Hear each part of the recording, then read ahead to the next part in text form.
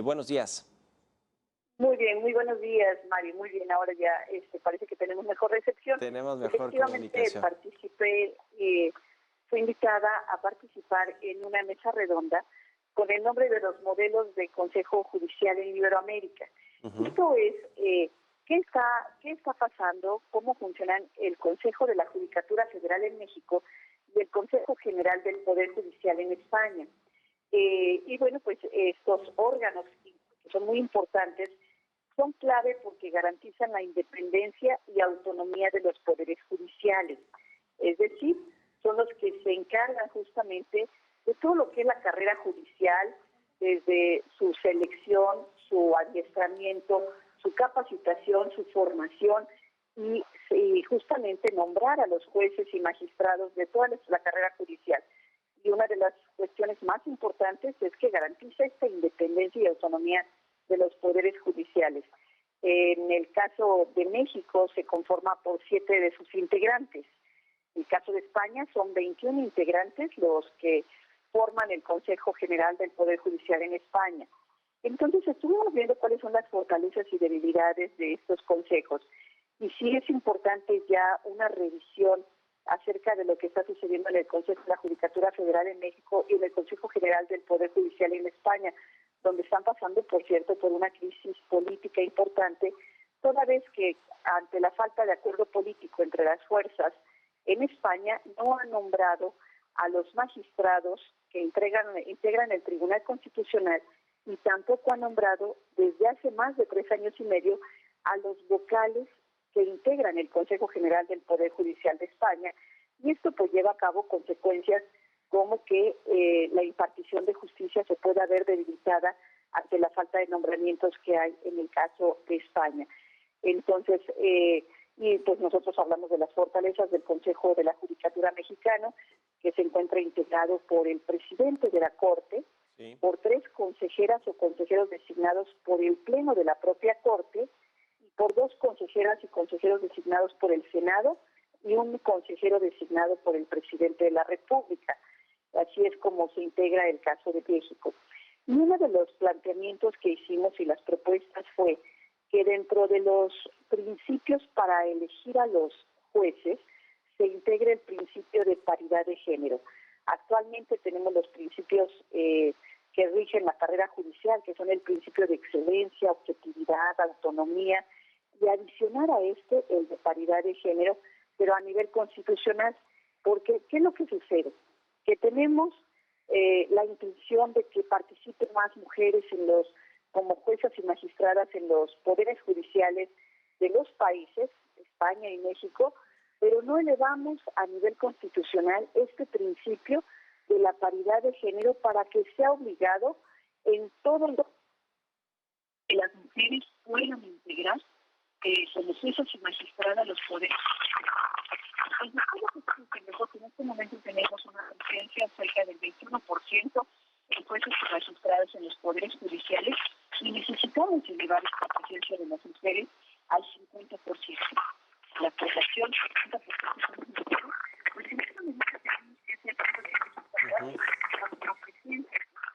Hay otros problemas de comunicación con la ministra Esquivel, pero bueno, nos hablaba de este asunto primero de la autonomía e independencia que debe de tener el Poder Judicial y que lo tiene en la mayoría de los países, en la mayoría de los países que tienen un régimen democrático, como el caso de España y de otros países europeos y de México. Sin embargo, bueno, pues en España la designación de algunos de los principales consejeros y altos funcionarios del Poder Judicial pues es más bien que va con el gobierno, y por eso es que hay por ahora una crisis allá con la elección de estos funcionarios. Y bueno, también está el asunto de paridad de género, que es importante y que está sucediendo también tema de la equidad de género y nombramientos de altos funcionarios, en este caso en el Poder Judicial, tanto español como en México. Ya retomaba la comunicación, se perdió por unos segundos, ministra, nos decía.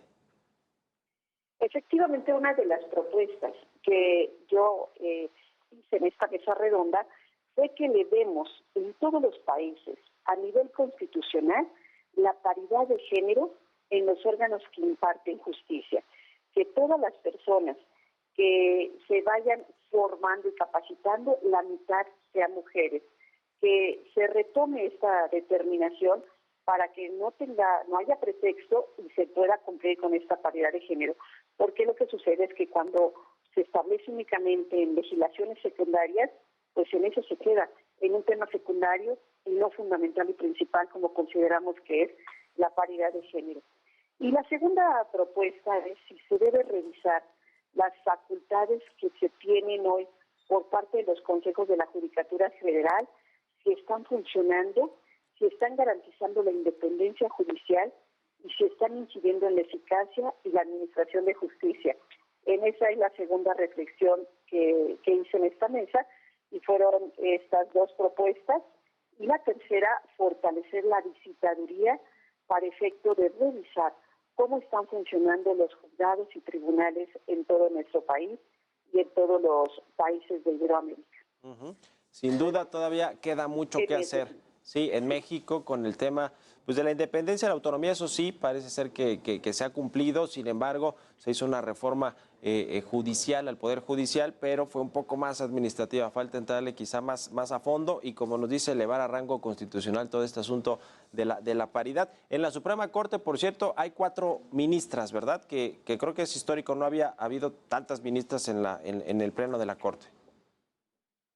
Efectivamente, Mario, actualmente de los 11 integrantes, 4 somos mujeres. Por cierto, las 3 últimas nombradas en esta administración, en ternas prácticamente en su totalidad integradas por mujeres para garantizar que lleguen mujeres. Entonces, pero a pesar de ello, hemos tenido históricamente una presencia de cerca de 500 hombres como ministros de la Corte y únicamente 14 mujeres en la historia de la Suprema Corte en 200 años. Y bueno, pues esto nos hace ver la desventaja y estos estereotipos y estructurales que se han venido dando en la historia y que no han permitido la participación de la mujer de manera activa como nosotros quisiéramos.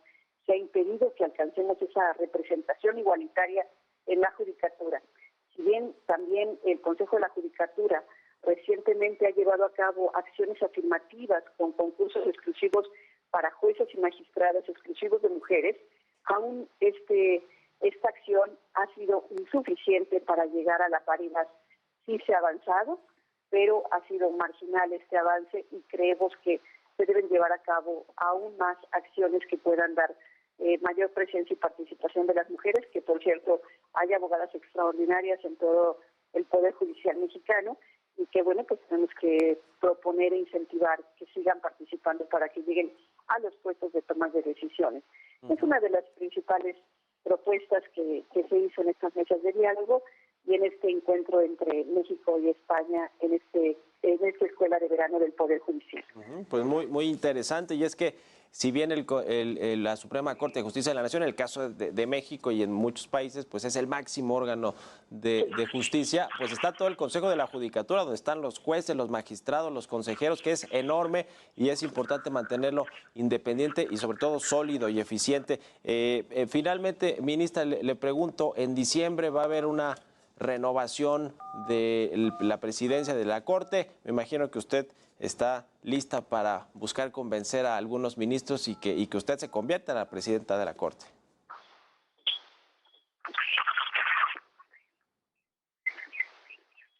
Bueno.